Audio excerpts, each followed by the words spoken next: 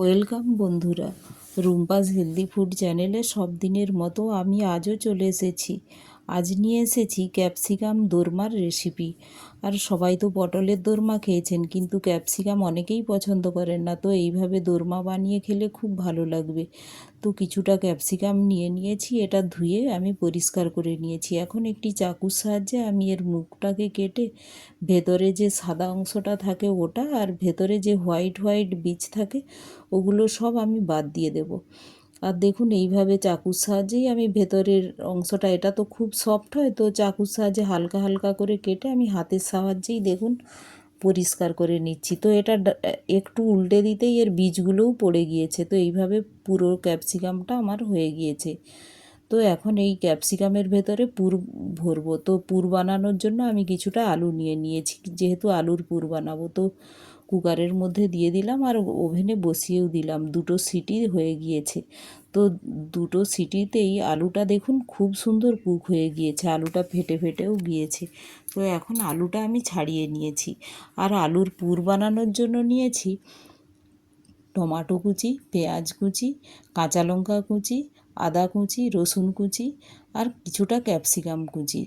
আর এদিকে নিয়েছি সর্ষের তেল, আর নিয়েছি ধনে জিরে পাউডার, লবণ, হলুদ, গরম মশলা পাউডার, আর গ্রেভি বানানোর জন্য নিয়েছি কিছুটা পোস্ত, আর ফোড়নে নিয়েছি জিরে, কারি পাতা।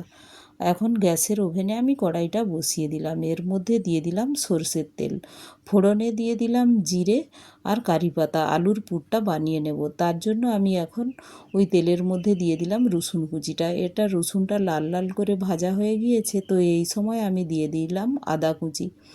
আর আদা রসুন একসাথে আমি ফ্রাই করে একটু লাইট ব্রাউন হলেই হবে আমার। তো এর মধ্যে দিয়ে দিলাম কুচিয়ে রাখা পেঁয়াজ। এক এক করে সব মশলাগুলোই দিয়ে দেব।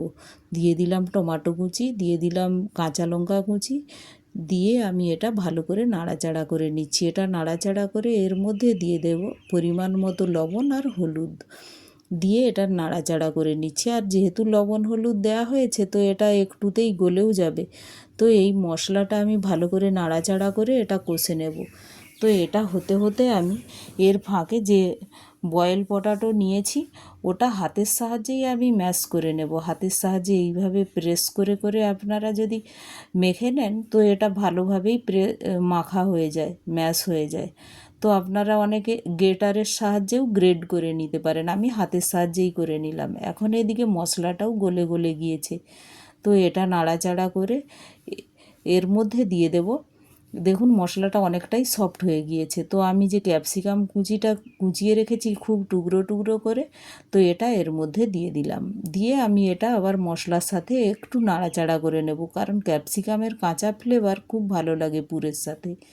তো এখন এর মধ্যে যে আলুটা আমি বয়েল পটাটো ম্যাশ করে রেখেছি ওটাও দিয়ে দিলাম। এটাও মশলার সাথে আমি ভালো করে কষে নেব।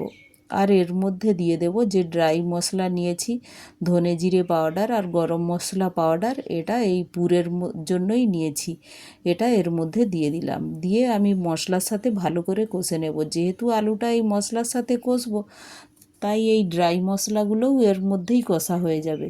তো এইভাবে কষতে কষতে দেখুন এখন আলুটা আর কড়ায় লাগছে না। তো আলুটা প্রায় কষা হয়ে গিয়েছে। তো এই সময় আমি নাড়াচাড়া করে ভালো করে মশলার সাথে কষা হয়ে গিয়েছে, আর আলুটা একটু শক্ত শক্তও হয়ে গিয়েছে, ময়েশ্চার আলু থেকে কমে গিয়েছে। তো এখন গ্যাসটা বন্ধ করে এই পুরটা আমি নামিয়ে রেখে দেব।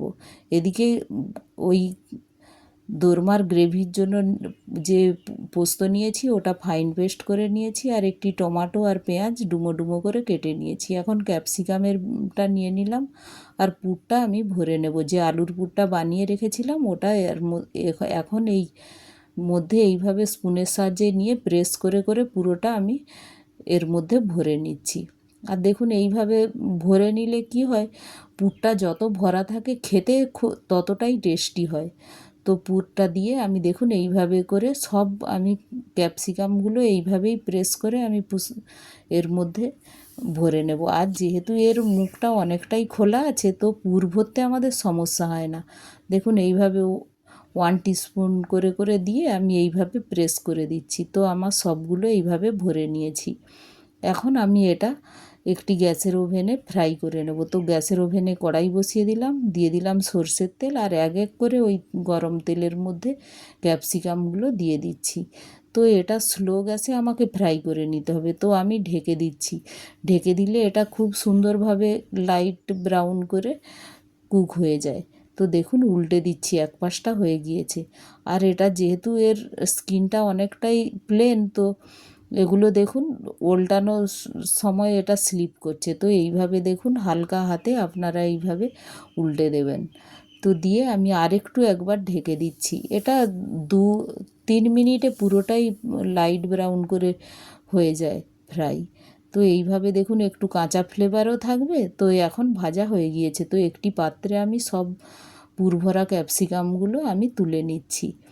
আর দেখুন তোলা হয়ে গিয়েছে। এখন ওই কড়াইয়ে যে তেল অবশিষ্ট ছিল ওতেই আমি দিয়ে দিলাম ফোড়নে কারি পাতা। আর ওই ওর মধ্যে দিয়ে দিলাম ডুমো ডুমো করে যে পেঁয়াজ টমাটো রেখেছিলাম ওটাও দিয়ে দিলাম। দিয়ে একটু লবণ আর একটু হলুদ দিয়ে এটা নাড়াচাড়া করে নিচ্ছি। আর এটা যখন একটু কাঁচা ফ্লেভার চলে যাবে ওর মধ্যে দিয়ে দিলাম পোস্ত বাটাটা। পোস্ত বাটাটা দিয়ে আমি ভালো করে মশলার সাথে কষে নিচ্ছি। আর পোস্তর সাথে ওই কাঁচা পেঁয়াজের যে ফ্লেভার ওটা খুব ভালো লাগে। তো এটা দিয়ে আমি নাড়াচাড়া করে একটু ঢেকে 2-3 মিনিট কষে নিচ্ছি। দেখুন তেলটা উপরে ভেসে উঠেছে। তো এই সময় আমার মশলাটা কষা হয়ে গিয়েছে। তো এই অবস্থায় এর মধ্যে দিয়ে দেব মশলা ধোয়া জল। আরও একটু গ্রেভির জন্য আমি একটু এক্সট্রা জলও একটু দিয়ে দেব। যে পরিমাণে গ্রেভি রাখবো সেই পরিমাণে দিয়ে দেব। আর গ্রেভিটা খুব গাঢ় গাঢ় হবে। তো দেখুন এখন ফুটে উঠেছে মশলাটা।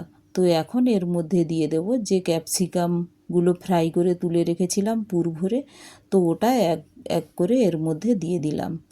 দিয়ে এটা নাড়াচাড়া করে নিচ্ছি। এখন এটা ঢেকে আমি কুক হতে দেব, 3-4 মিনিটের মতোই কুক হতে দেব।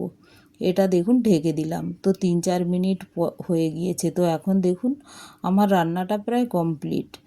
তো এটা নাড়াচাড়া করে আমি এটা এখন গ্যাসটা বন্ধ করে দেব। তো গ্যাসটা বন্ধ করে দিচ্ছি।